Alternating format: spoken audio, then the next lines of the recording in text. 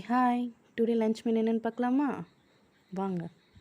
இன்றைக்கி வந்து சுட சுட சாதம், அதுக்கப்புறம் தொட்டுக்கிறதுக்கு வெண்டைக்காய் ஃப்ரை, அதுக்கப்புறமா பருப்பு. ஸோ வெறும் பருப்பு மட்டும் செய்வோம் இல்லையா, பருப்பு ரசத்துக்காக அந்த பருப்பும் இந்த மாதிரி பருப்பை சாதத்தில் ஊற்றிட்டு நல்லா அந்த மாதிரி மிக்ஸ் பண்ணதுக்கப்புறமா அதோட கொஞ்சம் ரசம், இந்த மாதிரி ரசம் நல்லா சேர்த்துட்டு சாப்பிட்டா டேஸ்ட்டு அட்டகாசமாக இருக்குங்க. இன்றைக்கி பருப்பு ரசம், அதோட தொட்டுக்கிறதுக்கு வெண்டைக்காய் ஃப்ரை. வெண்டைக்காய் ஃப்ரை ரொம்ப சிம்பிள், பட் டேஸ்ட்டு சூப்பராக இருக்கும். டீப் ஃப்ரை பண்ணலை, சலை ஃப்ரை தான் பண்ணியிருந்தேன்.